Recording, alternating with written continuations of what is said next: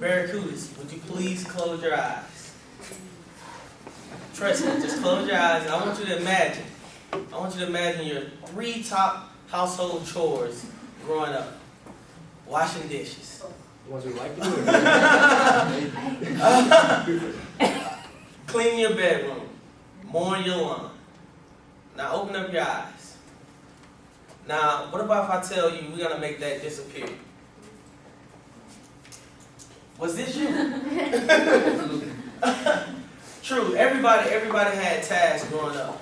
One of my tasks was cut the grass. Dad always told me I had to cut the grass. It was your chore. That's what you're going to make your $20 on. Well, that chore never left me. When I became an adult, I still had to mow the grass. Saturday mornings, I had to do leadership blogs and course then, but I still had to cut the grass. It never changed. It never changed. But what we're going to do, and what we're going to introduce is something going to revolutionize that and just take that away. The president and the CEO, Gary Bruton, is going to tell you about our product. Thank you, Ron. First, I'd like to introduce our team. Myself, I'm the CEO. Mr. Ron Arrivo, our head of R&D. Meredith Ledbetter, running the computer over there, our chief of marketing and innovations. And Mr. Ron Spikes, our chief financial officer. We'd like to introduce our product to you. It is a robotic, automatic lawnmower. The model we're showing right here is the Short Lawn 1200. It's the newest one on the market. And this product is going to revolutionize the industry. And the fact that it is going to allow you more leisure time, because when you set your lawnmower to mow, it will go forth and mow your lawn while you are doing other more leisure activities. It may be golf, it may be suntanning by the pool, it may be doing things with your children, whatever you choose to do. In today's fast-paced society, in the information age, the one thing that we need more of is time. And as we move forward from the information age into the robotic age, we're going to see more and more household chores being done by this type of technology. I'm going to tell you a little bit about the company background, but first I'd like to remind or tell you first off, we're going to be asking for $1 million for a 25% stake in our company. Let me go forth and explain to you why that's going to be well worth your investment. We're an 11-year-old company, so we have a proven track record. In our history, in 2003, since our inception, our first year, we developed our first product and our first model. That model went so well that the next 5 years, we had substantial growth in the retail market. As we moved forth in that retail market and increased our sales and productivity, we then branched out over the next 5 years, which moved us into commercial markets, which gave us many different contracts that we moved into with the NFL, soccer stadiums, and other large sports arena and complexes. Our company values. The 4 founders here founded these values. ICARE stands for innovation. This company stands for innovation, which keeps us on the forefront of this industry.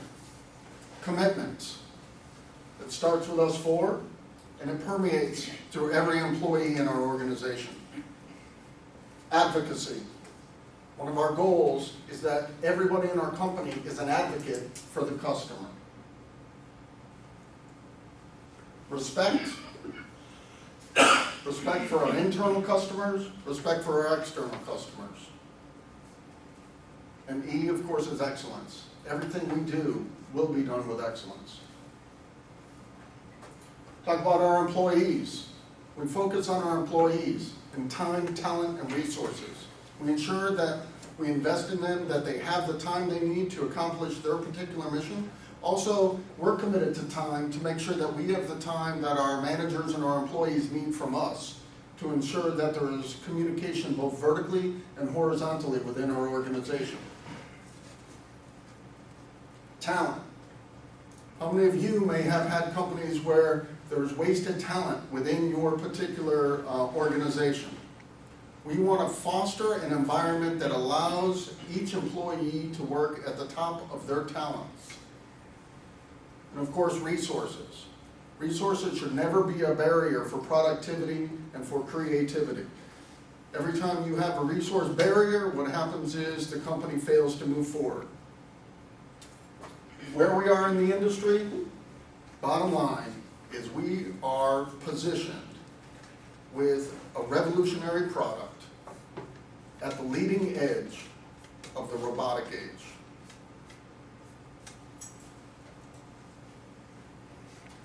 Now I'd like to turn over to Mr. Spikes to talk to you about our statement of need. Thank you, Gary. As presented by our illustrious group here, Ron Rebo, stated that we're all college students, well, we're all barracudas, and we have busy lives, especially weekends, and a lot of time is taken up on those weekends to do chores around the house, which cutting grass seems to be a big one for people in our country. So some of the benefits of having a fully automated lawnmower. You'll recognize cost savings from going out and having to purchase and maintain your own equipment from Home Depot, Lowe's, or another retailer. You'll also save money for those of us that like to have our grass cut for us. You don't have to worry about whether or not the guy's going to come cut your grass on a particular day, or if he's going to show up that particular week. We also offer other benefits such as maintenance service that we tie to our product, which we will periodically come out every 6 months, to do preventative maintenance on your equipment to keep it running and to keep it completely autonomous. No hands-on, you never have to touch your equipment.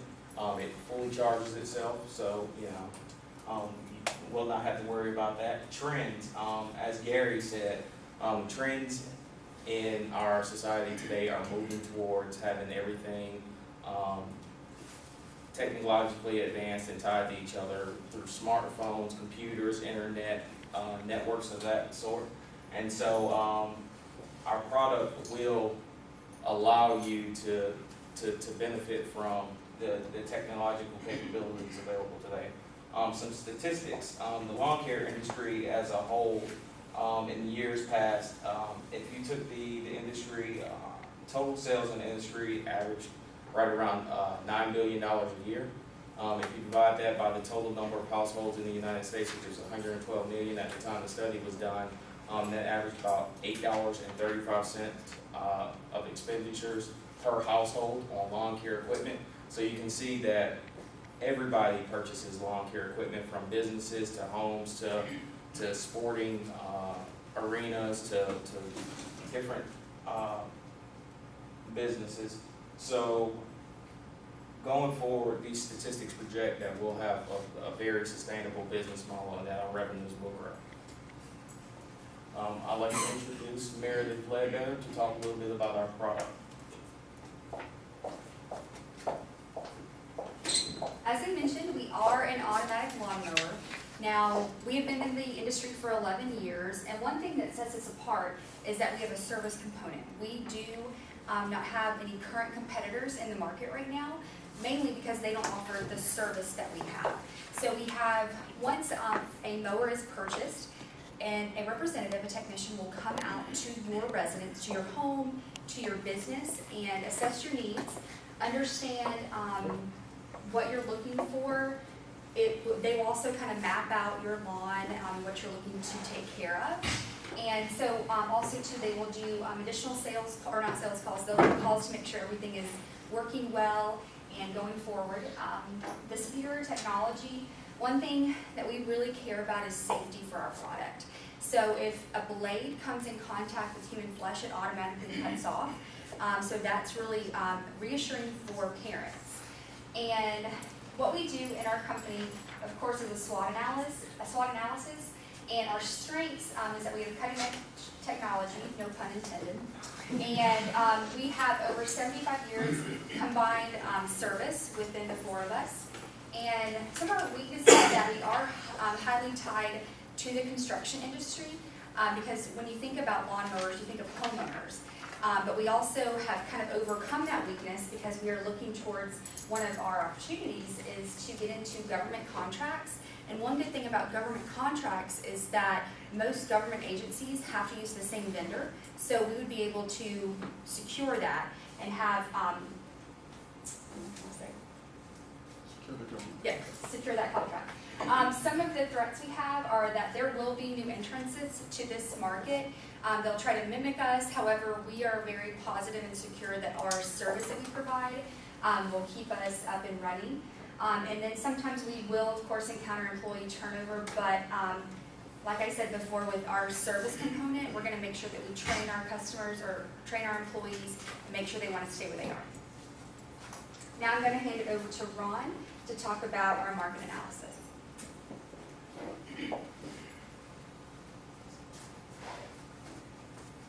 Market analysis. I know Gary hit you with the big number, $1 million. That's a lot of money, but I'm finna break it down to units that where we sell each week. And our average price for this product is $2,000 to $3,000, depending on the customization, the size, and the size of the product. So $2,000 to $3,000. Our customer target group.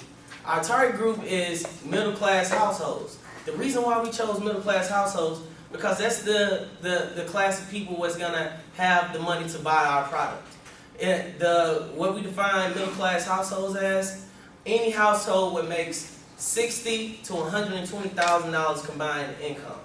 This gives you that gives you a flexibility to go buy your lawn care. Because as you know, homeowners insurance or anything like that, what you pay way more than that, $100 a month for homeowners insurance to get someone to come out to pay. If you're going to a Home Depot and just trying to grab a couple of workers to do it, you never know how that costs. It varies. Advertising and promotion. What we're gonna do is advertising. We're gonna stay hip to the game, and we're gonna be on Facebook. We're gonna be on Instagram. We're gonna even be on Twitter. Because these are the things that as our society's change and social acceleration speeds up our nation, we need to stay equipped with this. And as Gary said, I care. That's our customer service motto. This gives us a chance to let our customers, if they don't like our product, to vent on Facebook, to let us know. Hey, write your blog on there. Tell us if our product is working. How you like it. It gives them a chance to view. We're very clear. We're clear as the window right here. You know what we're gonna be doing. We know what we're about. You post on Facebook. We get the message loud and clear. We change with the changing time. And like I said before, it's all about customer service. We're a business we know that word of mouth is the most powerful thing for us. If we get bad reviews, we don't sell. So we gotta focus on customer service, and that's our #1 thing. And with that being said, our CFO, Ron Spikes, is gonna tell you the financial analysis. All right. At this point, we get to the meat and potatoes of the presentation. How much money are you going to make from your investment of $1 million into our firm? Since we do have an 11-year history, we have a proven business model with proven profitable returns. So what we'll use your investment for are our expansion costs, which entail we will spend $250,000 on advertising campaigns, which includes television commercials and newspaper ads, which will generate what we project 16% revenue increases in the next 3 years. We will also, on our sales growth, we project that it will be sustainable due to the maintenance contracts that we have tied to our service, tied to our product, which will generate somewhat of an annuity as customers will be locked into having their equipment serviced by us.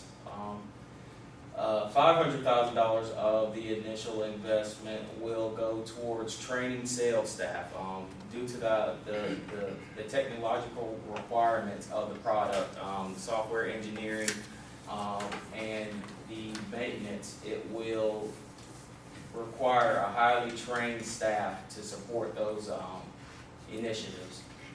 And then we will also use $250,000 towards our product development. As we continue to grow, we will encounter different challenges that our current equipment may not be up to tackling. So we want to stay ahead of the market and stay ahead of those different challenges. As you can see, net income in 2014, we project to have a substantial net income of around 16% of our total sales. In the years following that, we expect that to jump up to about 20% per year, and that net income or return percentage will be locked in for that time period. I'd now like to introduce Meredith to talk about the conclusion. Got a little barracudas on there. In conclusion, we talked to y'all about our product. Like we said, we are a lawn care, automatic lawn care component with the service that is coupled. We have great internal resources. Like I said, we have 75 years of experience. We have a high demand and profit realization for our product. And once again, we are looking for $1 million with a 25% equity in our firm. And we wanted to leave with y'all today. We have a promotional piece. It is a postcard. And we also have our business cards. And they say it's tea time. So it gets back to the fun things in life. So you can let your automatic lawnmower do your lawn. You can do fun things, whether it's golf, whether it's out at the beach or the pool. You'll be able to not worry about your lawn.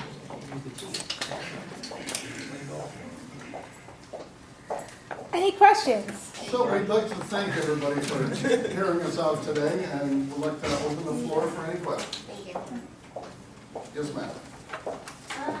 I personally have never mowed a lawn, and I know, like, houses as population grows, lawns are getting smaller and stuff. And where I live now, it takes 20 minutes to do our front and back. I just want to know why this would be a smart investment, because for me, 20 minutes isn't worth $2,000. You don't have children, I assume? And my brother mowed the lawn as a child, so that was a learning point for him. Please.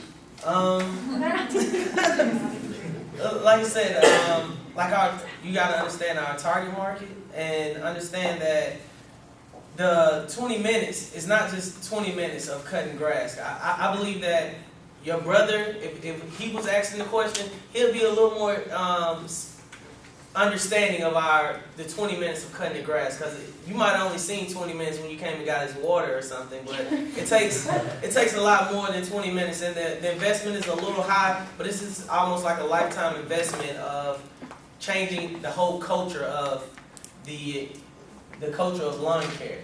And so, and as our profits increase and we're able to produce at a lower cost, the price margin of the product will eventually go down, and we'll see some change in that. Yes, sir. How do you say I have a neighbor and his grass is right next to mine? How does the robot know not to go and cut his grass for him? Well, it's Okay.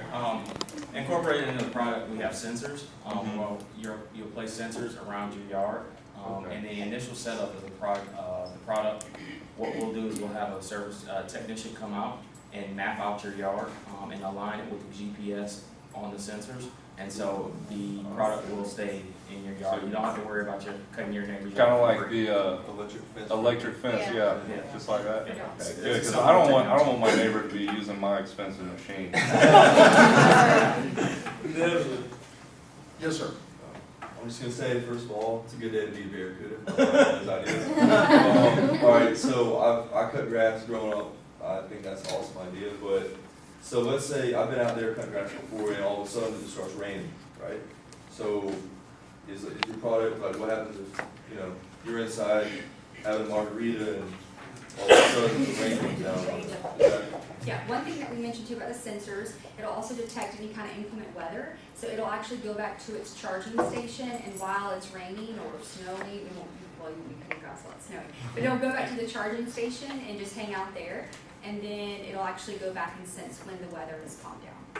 Yeah, we definitely didn't want to mess up anybody's margaritas, so. Yeah. The sensor also knows when it has a low battery, so before the battery runs out, it will go back to its home station and recharge itself. Okay, cool. Sir? Okay, so I understand your target rate is middle class, which is 60,000 and 100,000, correct? So have y'all thought about doing like the high class? I would assume they would have more money to spend on $2,000, $3,000 lawnmower than like the middle class. When they I'm have- on the same We page, actually- I work hard for my money, and if I work hard, I play hard, I'm not gonna spend my money on. Well, what we have found in that particular market is that they're not cutting their own grass, either robotically or by hand, they're hiring others. So the niche market that we've also found is with landscape engineers. Landscape engineers are able to then buy this product and they're able to set and do 3 or 4 lawns simultaneously instead of one at a time. Yes, sir. On today's market, you have the step-propelled lawnmower all the way up to the tractor. And they are determined by the size of the cut. What is your size of cut, and is that the only model that you have? No. As we said in the market analysis, we have different customs of our product. Some being a larger model. It just depends on our engineers at the time. We usually customize to you. You know, once you put in your request, our engineers come, survey your yard, they put the reasonable size compared to your yard. So we have various models, and after you decide to give us the $1 million for 25% stake, we'll be also expanding those R&D capabilities. And we do have the capability to design machines for specific applications. So say if we had a football field or a golf course that needed to be cut, we could design a machine to accomplish that task. Yes, ma'am. The fact that you guys have been in the business for 11 years, why is the reason that you need money all of a sudden? And you couldn't come up with the money with your own net income? Well, I've affectionately called it the surge. And the fact that we've basically taken the company we feel as far as it can go. And we want to surge into the larger markets, and to do that, into moving in from the technology age to the robotic age, we feel strategically that we need to move forward in a quick fashion. And to be able to move forward in this quick fashion, we're inviting any investor that would see the product and see this company and the quality of it and the potential of it to come along with us. Okay, so do we have any offers at this time? Too rich. I guess the Barracuda one's a little shy, but I'll go because I'm Barracuda number 2. I have a concern regarding your sensor. You had stated that it recognizes once it cuts flesh. That's scary for me regarding lawsuits, so if I invest in your company, they're coming after me too. So what I'm going to offer you is $300,000 for 25%, and it's going to go to the sensors. And then after we get those sensors in place so that it recognizes movement of people, then we'll go from there and we'll see where you're standing. Because I'm also concerned about the 11 years and my return on my investment after I saw your growth levels. Well, I guess when I said flesh, I meant to say the actual presence of something else, like hindering it. So it could be like a fence, it could be a child, it could be a toy. So I guess I misspoke when I said flesh, but it would be any kind of obstacle. So I apologize. But that's great. We appreciate your offer. So will Barracuda number 1 please present? Any other offers for this?